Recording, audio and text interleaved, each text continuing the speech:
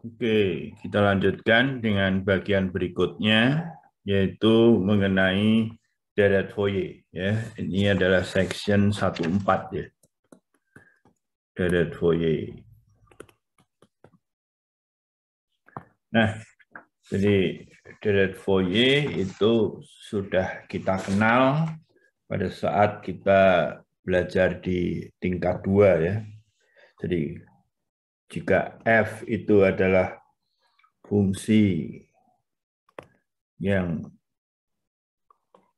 mempunyai turunan kontinu, ya, tidak masalah sebetulnya, nanti bisa mulai dari fungsi yang lebih lemah lagi, lebih umum lagi, fungsi yang mempunyai turunan kontinu.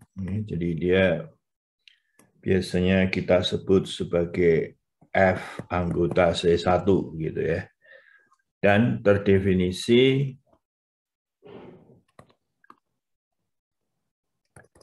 di 0 sampai 2pi misalnya. Gitu. Berikan syarat bahwa F0 sama dengan F2pi.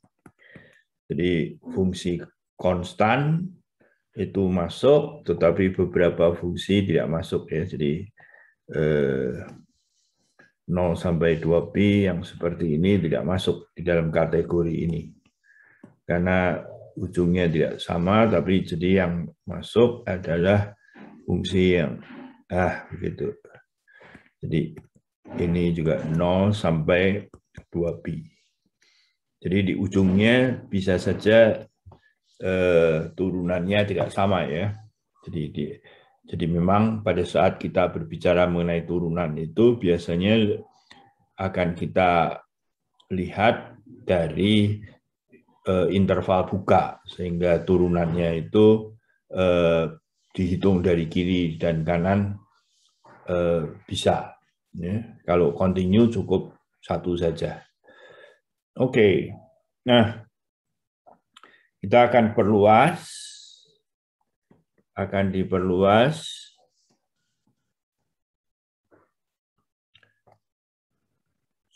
sebagai fungsi kontinu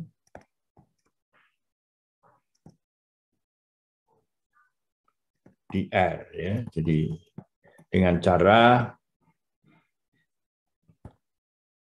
membuatnya sebagai fungsi periodik.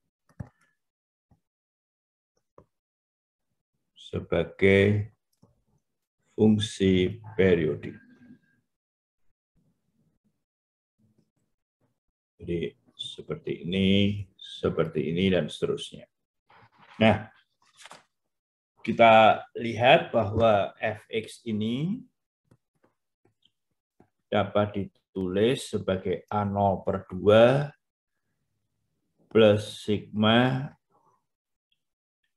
n dari 1 sampai hingga an cosinus nx plus sigma bn n dari 1 sampai hingga sin nx. Nah, sekarang kunci dari penulisan ini adalah bahwa kita cosinus nx dikalikan cosinus mx dx itu 0 jika n-nya tidak sama dengan m, dari 0 sampai 2pi ya, tentunya. Ya. Dan kemudian juga untuk kasus ini sin, ini sin. Tetapi dalam hal integral 0,2pi sin nx kalikan cosinus mx dx, ini akan selalu 0 untuk semua mn. Nah, untuk mencari koefisien dari ini, A0, AN begitu, dengan asumsi bahwa integral dengan sigma bisa ditukar. Jadi kalau misalkan katakanlah saya kalikan dengan cosinus 2x begitu semuanya, kemudian saya integralkan dari 0 sampai 2pi, itu menjadi integral 0 2pi A0 per 2 kali kosinus 2x dx ya, plus integral, nah mungkin langsung saja kita asumsikan bisa ditukar urutannya sehingga menjadi sigma n dari 1 sampai tak hingga an integral 0 2pi fx kosinus 2x dx. Dan tentunya masih ada satu lagi, sigma n dari 1 sampai tak hingga bn integral 0 2pi fx kali salah ya. Jadi ini bukan fx tapi apa? Sin nx kali kosinus 2x. Demikian pula halnya ini bukan fx tetapi kosinus nx gitu. Oke, ya. Jadi saya kira ini udah oke. Nah, perhatikan bahwa integral ini 0 ya, dan semuanya 0 kecuali untuk n sama dengan 2. Dan ini juga 0. Ya, 0 untuk seluruh n-nya. Jadi kita bisa lihat bahwa integral 0 sampai 2pi fx kosinus 2x dx itu sama dengan tinggal A2 kali integral 0 2pi kosinus kuadrat 2x dx gitu. Nah, kita tahu bahwa A2 ini adalah pi ya. Jadi A2 ini nanti adalah 1 per pi integral dari 0 sampai 2pi fx kosinus 2x dx. Nah, tetapi kita akan menuliskan secara umum, ya, kita akan menuliskan secara umum dengan cara kita definisikan fungsi konstan, tetapi agar konstantanya itu menjadi baik, ini adalah 1 per akar 2pi. Ya. Angka ini akan sering muncul kalau kita berbicara mengenai sesuatu yang berkaitan dengan Gauss. Dan kemudian konstanta alfa 0 itu adalah akar dari pi per 2 kali A0 yang diperoleh dari deret tadi itu. Ya, dari deret ini.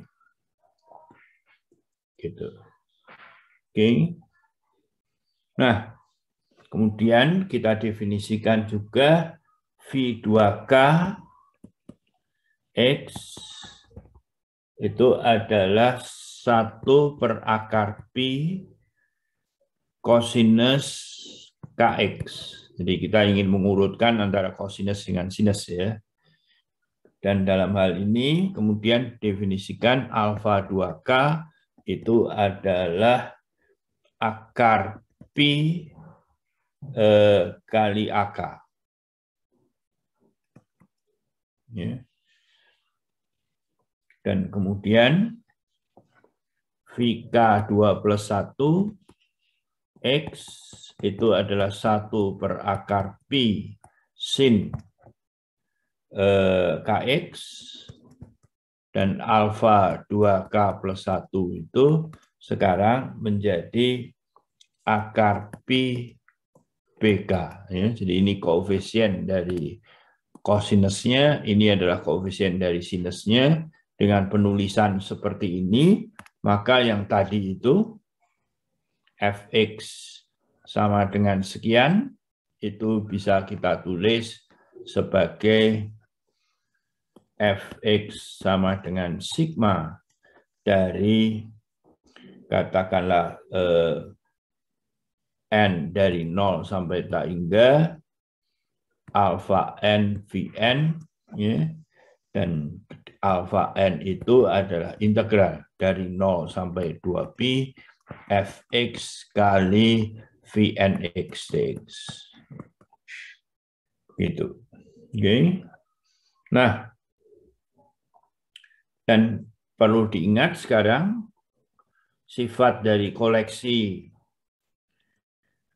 Vn ini itu adalah ortonormal. Ya, nanti kita akan menyebutnya seperti ini, yaitu apa? Integral dari 0 sampai 2pi Vnx kali Vmx dx itu adalah 0, 1 kalau M-nya tidak sama dengan N dan ini sama dengan N. Jadi nanti kita akan menyebutnya itu sebagai ortonormal. Nah, sekarang perhatikan, ya, perhatikan jumlah dari koefisien tadi, yaitu alfa N kuadrat. Ya, nah ini mungkin J, itu J dari 0 sampai N. Ini bisa kita ambil satu, alfa C, dan alfa C itu tadi adalah integral dari 0, 2pi Fx kali Vjx dx. Karena dia adalah penjumlahan berhingga, maka saya bisa mengubah urutannya menjadi Fx kali sigma J dari 0 sampai N alfa C Vjx. Ya. Jadi begitu. Oke. Okay? Nah, jadi hasilnya adalah ini dx. Nah, ini kalau yang ini kita tulis sebagai Fnx, ya, Fnx, maka jika sekarang N-nya menuju tak hingga, maka sigma dari J0N itu dari alfa J kuadrat tentulah menuju ke integral 0,2pi, ininya menuju tak hingga. Ya, jadi kalau dia menuju tak hingga juga, maka artinya adalah menuju ke Fx dx. Ya, jadi dia punya sifat Fx kuadrat dx. Di sini bilangannya real ya, jadi tidak perlu menggunakan jadi dari sini kita lihat jika F itu anggota C1, maka akan ada alfa 0, alfa 1, dan seterusnya yang merupakan elemen L2. Ya, dengan sifat bahwa normnya dari elemen ini adalah yang bisa dihitung dalam bentuk integral dari 0,2pi Fx kuadrat ini. Nah, sekarang sebaliknya. Kalau kita mulai dengan elemen di L2, apakah ada F C1 juga begitu, sehingga integral 0,2pi Fx kuadrat dx itu sama dengan sigma dari alfa C J1 kuadrat tak hingga begini. Ya. Nah,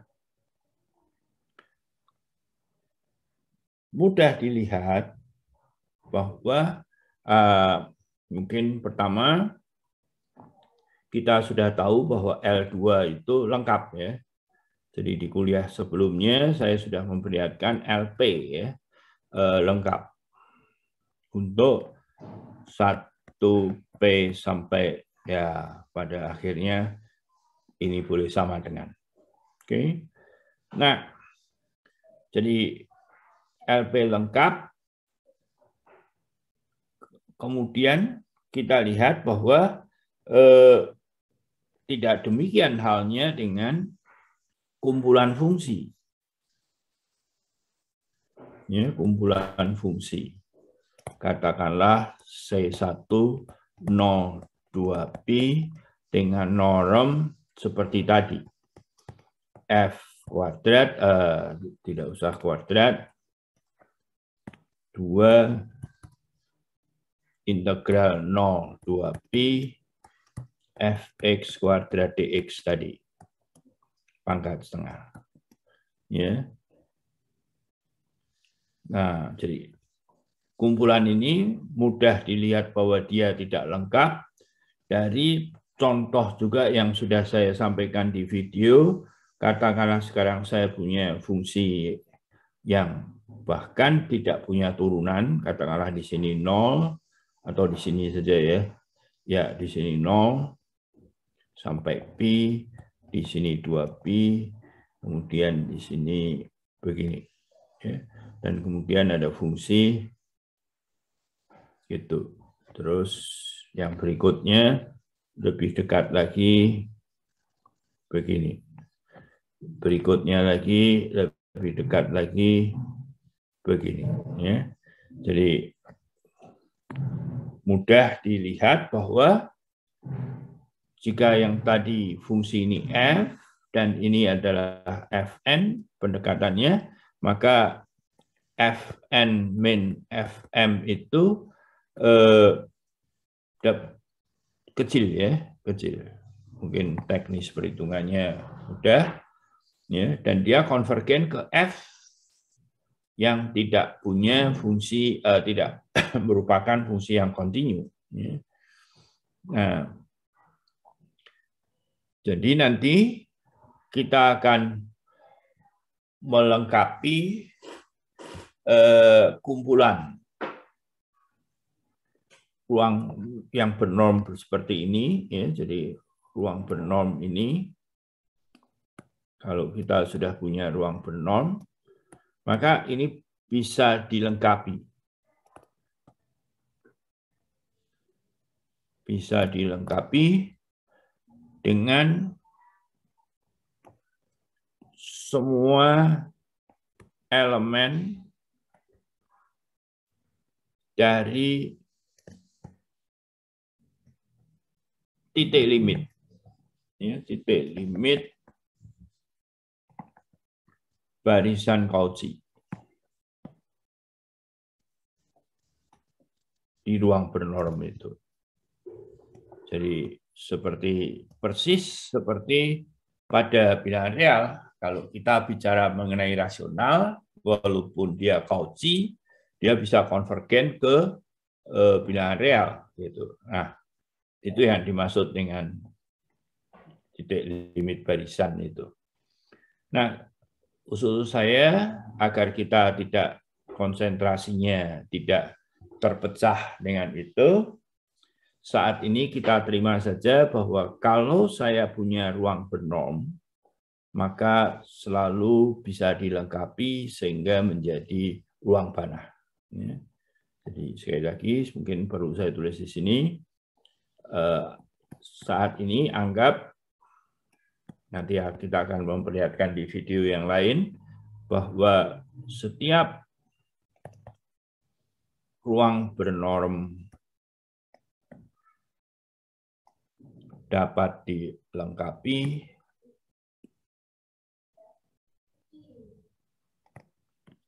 dengan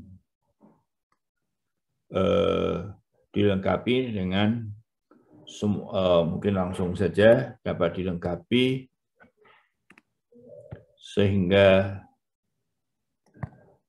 diperoleh ruang lengkap. Ya, saya berjanji untuk membahasnya di saat lain. Nah, jadi nantinya di dalam CAP C02P ini akan dilengkapi dengan L202pi ya, dengan integral yang lebih umum. Mungkin kalau boleh buka rahasia di sini adalah integral Lebesgue ya, integral Lebesgue. Nah, kita akan melihatnya di tempat yang lain agar konsentrasi kita belajar ruang Hilbert ini ya, kelihatannya akan lebih fokus. Jadi sekali lagi sekarang ya,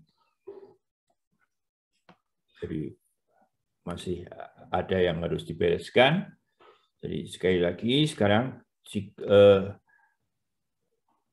pada akhirnya sebetulnya nanti kita akan melihat bahwa L202pi ini bisa dikenali dengan L2. Ya. Nah, caranya sebagai berikut.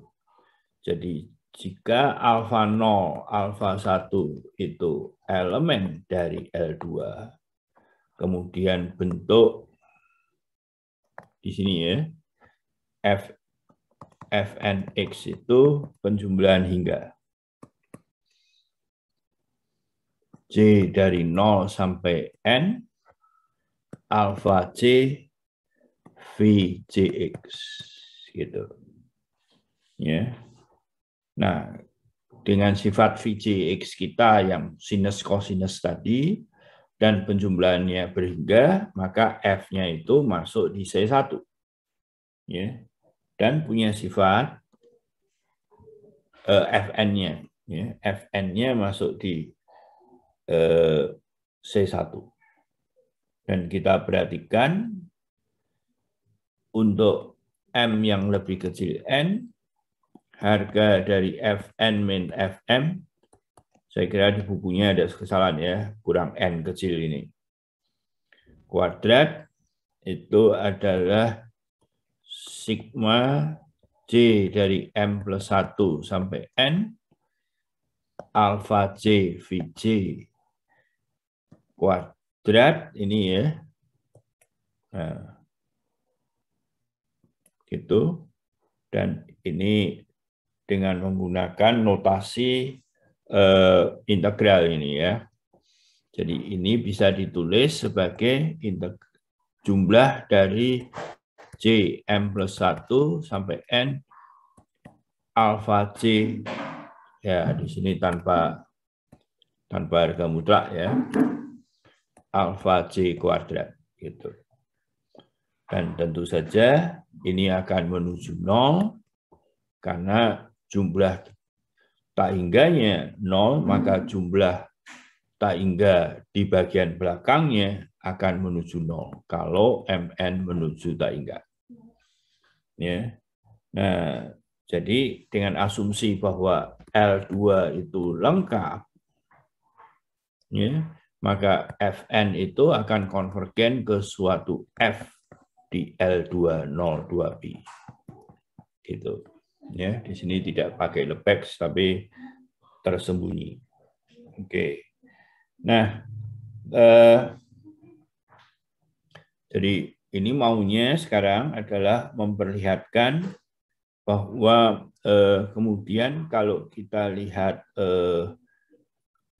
jika M-nya lebih kecil N, maka alfa, jadi mulai dengan berhingga dulu, 02pi, Fnx, ya, penjumlahannya ada lebih banyak suku, Vmx dx, ya, dengan menggunakan sifat ortonormal tadi, tentulah bisa diperoleh hanya sekedar alfa M. Ya. Begitu. Oke, dan akan diperlihatkan bahwa alfa M ini juga sama dengan 02pi Fx Vmx gitu. Seperti yang lalu. Oke, ya. Nah, jadi untuk melihat ini definisikan, jadi ini saya ikuti betul Scatter untuk memotivasi mengapa mempelajari hasil kali dalam ini. Ya. Jadi FG begitu, mungkin saya sesuaikan dengan notasi saya yang lalu. Ini adalah FG integral 02P Fx Gx dx gitu. Oke. Nah, kita perhatikan sekarang integral dari Fn Vm, ya, ini dibacanya tetap integral, minus Fvm, gitu. Tentu saja ini dari sifat integral, ini bisa saya ganti dengan Fn min Fvm. Gitu. Ya. Dan ini tentu saja Cauchy-Schwarz, ya. Ya. Cauchy-Schwarz, yaitu ini menjadi Fn min F K norm dari Vm, gitu. Oke, dan ini menuju ke 0 jika n-nya menuju ke tak hingga. Ya, karena tadi kan n-nya lebih besar, ya, n-nya lebih besar. Jadi kalau n-nya dibesarkan, ya, n-nya dibesarkan, ini tentu akan menuju ke 0. Jadi dengan kata lain,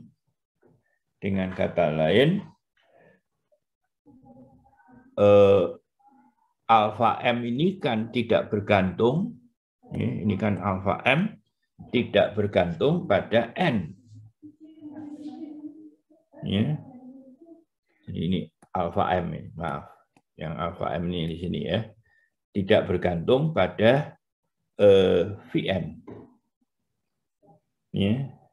Dengan demikian nilai ini sama dengan alfa m. Ya. Oke, jadi sekali lagi n-nya kan lebih besar dari m. Jadi ini adalah alfa m. Ya. Dan kita melihat kalau n-nya menuju tak hingga, dia menuju 0. Jadi artinya ya alfa m ini harus sama dengan integral ini. Oke. Nah, jadi kita sudah memperlihatkan bahwa alfa m yang dulunya bisa dihitung dari Fn sama dengan Fvm. Gitu. Oke. Dan kembali seperti tadi, jumlah dari J alfa J kuadrat, J dari 0 sampai N, itu adalah sigma alfa J, kemudian ini adalah Vj, itu J dari 0 sampai tak hingga N, ya. Dan ini bisa kita tulis sebagai penjumlahan seperti biasa, F sigma alfa J Vj, J dari 0 sampai N, dan itu adalah F min hasil kali dalam itu. Oke. Dan kemudian kalau N-nya menuju tak hingga, ya, kalau N-nya menuju tak hingga, Fn ini kan sudah menuju ke F tadi dengan asumsi di L2 besar, ya, di L2 besar. Ya. Jadi kita lihat bahwa integral dari J0 sampai tak hingga alfa J kuadrat itu sama dengan F kuadrat, yaitu FF itu. Oke. Nah, jadi kita sudah melihat hubungan kalau saya ambil unsur di L2 kecil, maka akan ada unsur di F di L2 besar. Kalau kita asumsikan bahwa L2 itu adalah lengkap, yang melengkapi C tadi itu. Oke. Ya, ada banyak cara ini ya. Ya, karena buku Scatter sekaligus mengintrodusir materi dan juga motivasi, ya kita ikuti dulu. Tapi di bab-bab berikutnya sudah tidak. Ya. Nah, sekarang sebaliknya.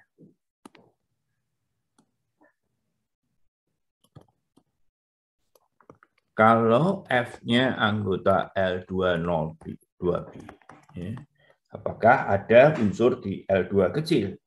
Ya. Jadi kita lihat bahwa kalau F di L202B, maka ada Fn, yaitu tadi sigma penjumlahan berhingga tadi, yang berada di C1, tetapi Fn itu konvergen ke F di L2.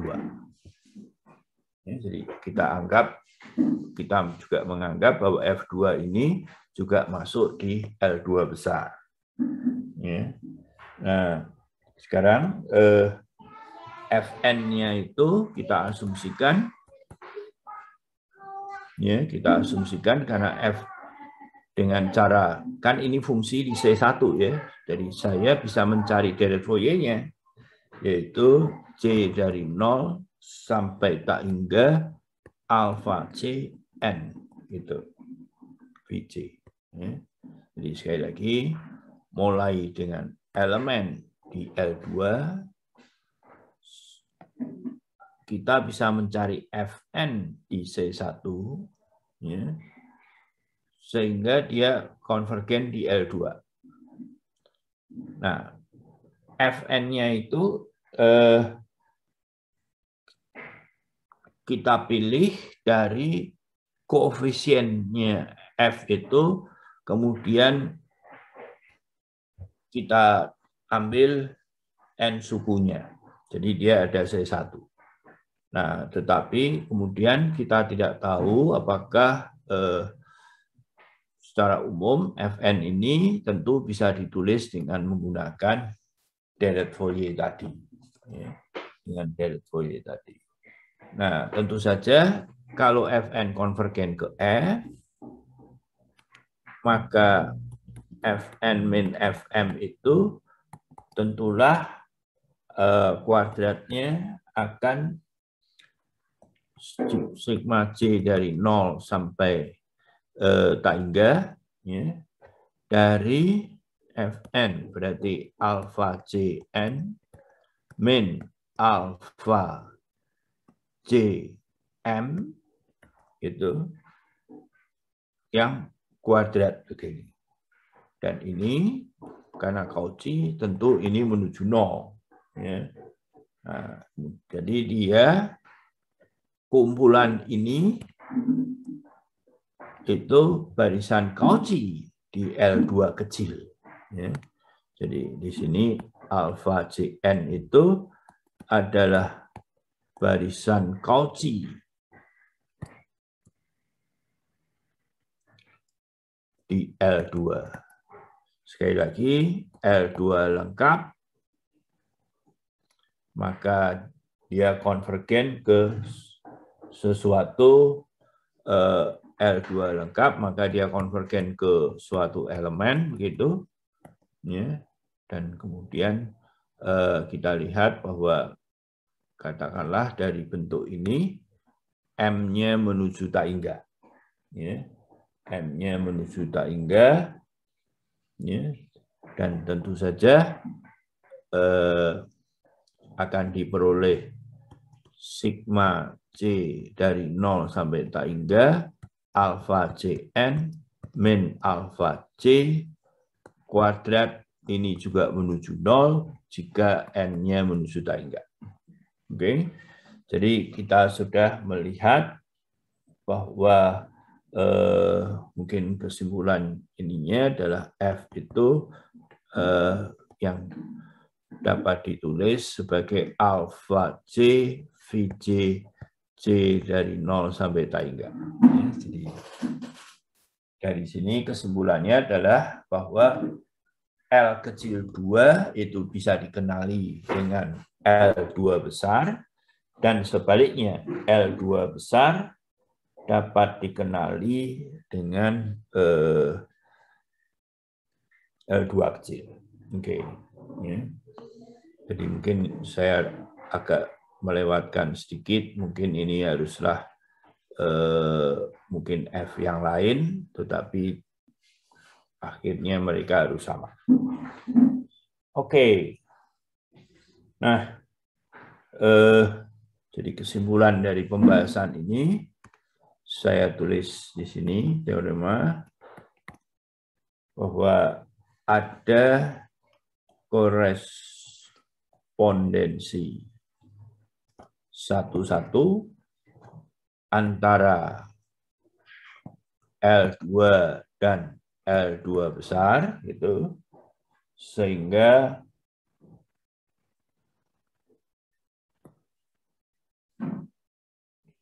jika alfa 0, alfa 1 elemen di L2 berkaitan dengan L, dengan F di L, dengan F di L2, ya, maka norm dari C dari 0 sampai tak hingga, mungkin sampai M saja, alfa C VC minus M itu akan menuju ke 0 jika N menuju tak hingga. Dan nilainya adalah norm F kuadrat sama dengan sigma 0 tak hingga dari alfa C kuadrat. Nah, masih kurang dengan alfa C itu adalah F VC begini. Oke. Nah, jadi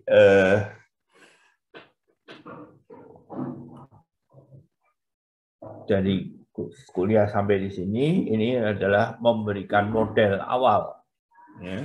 Model awal dari ruang Hilbert, yaitu ruang yang dilengkapi hasil kali dalam, ya, dan dimensinya tak hingga. Nah, kalau dimensi hingga mungkin cukup R2 saja.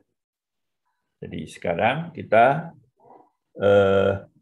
berkaitan dengan yang akan kita lihat pada bab 3 ya. Jadi bab 3 itu apa? Linear operators ya.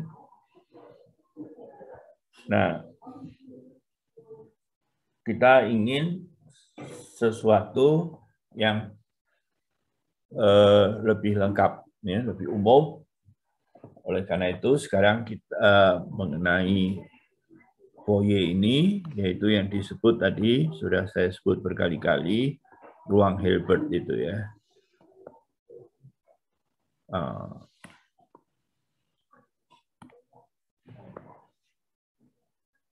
Dulu muda sering menulis, sekarang terakhir menggunakan slide. Saya pikir kok lebih enak begini daripada harus gitu ya, langsung slide. Oke. Jadi misalkan sekarang kayak tadi ya, misalkan kita mempunyai kumpulan ortonormal.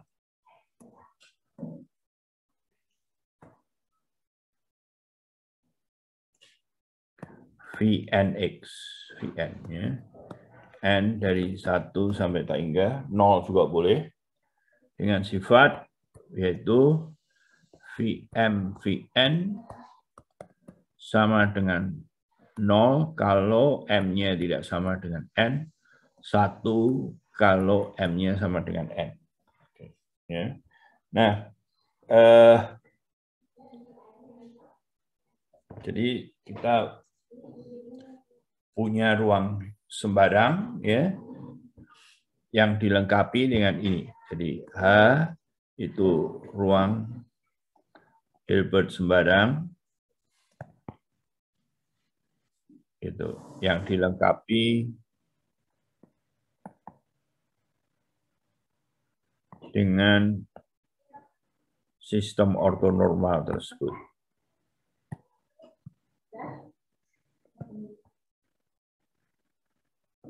Oke. Nah, kemudian jika F-nya sembarang seperti tadi persis ya, jika F anggota H2, H, kenapa tiba-tiba muncul 2? Ya, jika F anggota H sembarang, kemudian kita definisikan koefisien Fourier-nya, koefisien Fourier yaitu alpha n F min V, hasil kali dalam F dan Vn. Ya. Dan kemudian kita lihat bahwa norm F dikurangi dengan C alpha C Vc C dari 1, ya, boleh dari berapa saja, 0 atau apa, sampai N, ini bisa dihitung dengan menggunakan hasil kali dalam. Ya, jadi F min sigma C N alpha C Vc, F min sigma C N alpha C Vc. Dan ini sama dengan kali-kalikan gitu ya, linear gitu. Jadi kita tahu bahwa di hasil kali dalam mungkin ya F dengan F, terus kemudian F ini dikurangi ini sigma, kalau kompleks ada konjugatnya F Vc ya, gitu. Terus ada lagi di sini ini dengan ini, kebetulan dia real jadi boleh ditukar-tukar ya. Dan kemudian ini dengan ini pada akhirnya adalah plus sigma dari alpha C kuadrat. Ya harusnya pakai harga mutlak ya, tapi kalau kompleks dalam hal ini real ya.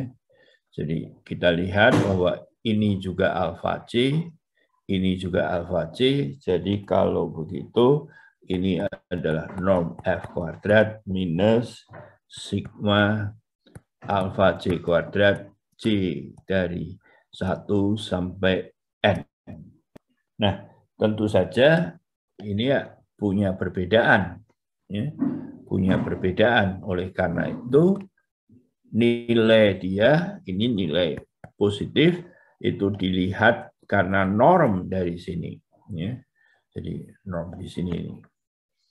Ini berdasarkan ini ada perbedaan, tentu dia begini. Ya.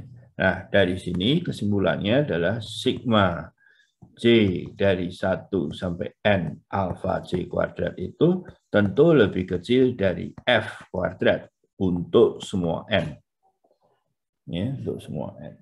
Nah, khususnya kalau N-nya dibuat menuju tak hingga, maka kita akan memperoleh sigma C dari 1 sampai tak hingga alpha C kuadrat lebih kecil dari F kuadrat.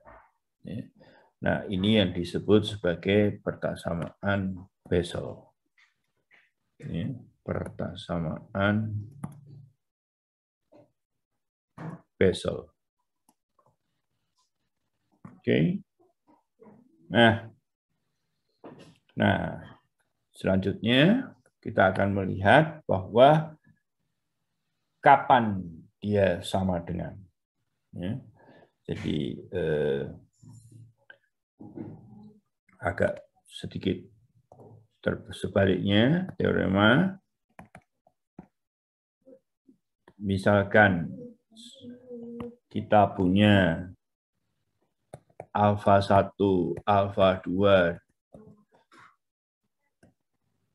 barisan bilangan real, dan Vn itu tadi adalah sistem ortonormal,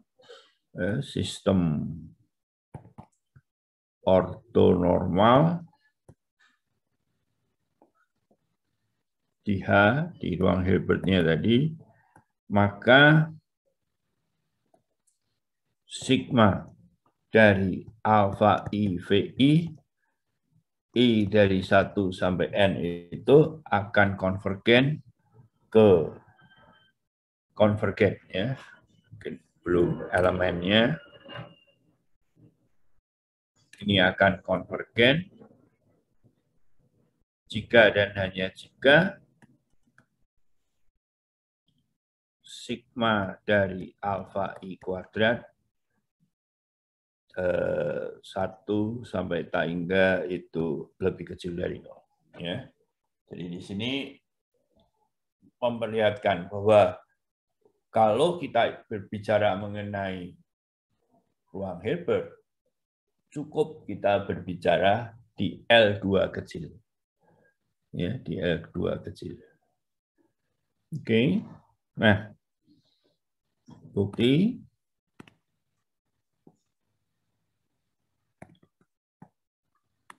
Oke. Jadi jika M-nya lebih kecil dari N, maka norm mulai dari M plus 1 ya, mungkin berapa, N itu alfa I VI atau alfa J VJ, norm kuadratnya itu tentu karena dia adalah sistem ortonormal, maka ini adalah alfa J kuadrat dari M plus 1 sampai N. Oke. Nah,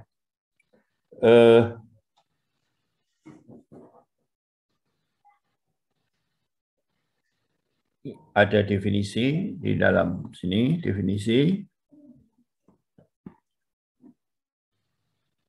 suatu sistem ortonormal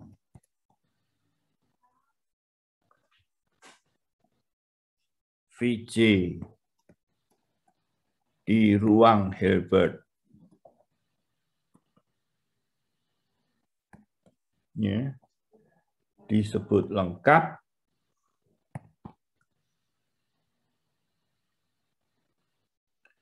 jika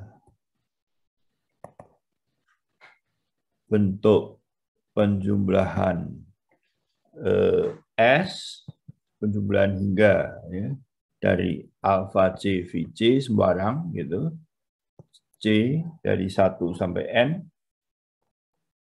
itu padat. Padat di H. Apa arti padat? Apa arti padat? Yaitu untuk setiap F di H dan epsilon positif, ya, ada S yang jumlahnya adalah dari 1 sampai N, alfa C VC, demikian sehingga norm F dengan S itu lebih kecil dari epsilon. Ya. Jadi bayangkan saja ini adalah seperti bilangan rasional ya. Bilangan rasional itu penjumlahannya berhingga begitu kurang lebih. Kemudian bilangan real untuk setiap elemen di bilangan real dapat dihampiri dengan bilangan rasional. Jadi itu yang disebut padat. Oke. Nah, jadi tadi teorema yang tadi kalau dia konvergen, kalau dia konvergen ini kecil maka dia kecil ya. Jadi kalau ini kecil, maka dia ini juga kecil. Dan kalau ini kecil, maka ini konvergen. Jadi seperti pada deret itu. Ya, jadi kita sudah membuktikan hal ini. Oke, ini persis yang ada di Streghard. Jadi saya kira Anda bisa membaca kembali kalau perlu. Nah, jadi theorems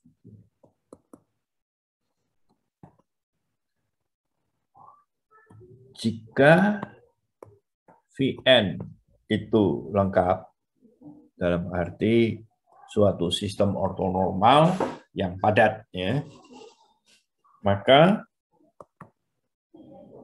untuk setiap f di ruang Hilbert, f itu dapat ditulis sebagai f Vj Vj. Ya.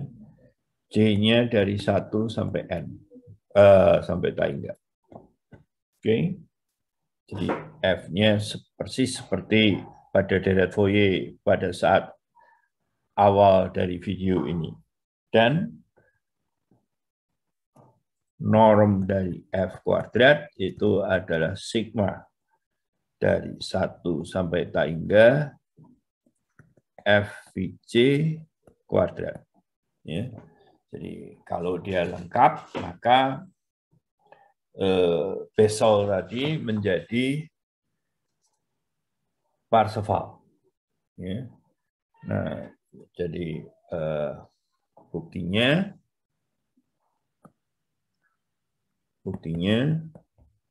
jadi perhatikan ini mempunyai lengkap. Ya. Jadi kalau lengkap artinya kalau saya ambil sembarang unsur F anggota H gitu sembarang, ya. Kemudian kan karena dia padat, ya, karena dia lengkap, maka penjumlahannya berhingga, maka ada barisan Fn, mungkin ada barisan gini ya. Jadi ada, mungkin ditulis dulu alasannya. Karena Vn lengkap, jadi ada tadi ya padat gitu, daripada saya tulis lagi, maka ada subbarisan. Kok sub? Kenapa harus sub ya? Ada barisan Fn yang penjumlahannya ini Vj hingga, ya, jadi suatu bentuk hingga begitu. Ya, ini pakai n ya m aja. Ya, ini berhingga.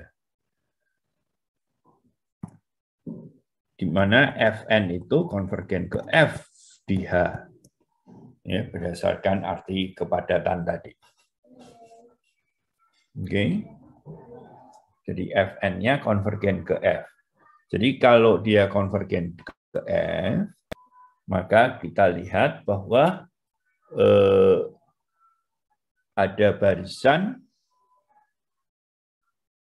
tadi, maka ada barisan alfa 0, ya, jadi alfa 1 itu di L2, ya, di L2, sehingga 154 itu terjadi, ya, jadi seperti tadi persis. Jadi barisannya ini Cauchy, kemudian itu dia konvergen gitu. Oke. Nah, kemudian jadi kalau F-nya itu F-nya itu adalah kita definisikan sebagai alfa C Vj, J dari 1 Taingga gitu, maka F ini topi, maka F itu akan sama dengan F topi. Jadi persis seperti yang tadi itu. ya. Dan dengan mengulang yang tadi, maka kita lihat bahwa karena kelengkapannya ya, jadi karena kelengkapannya maka ini juga berhasil gitu. Oke. Jadi saya kira tidak perlu saya ulang. Oleh karena itu yang disebut sebagai Parseval.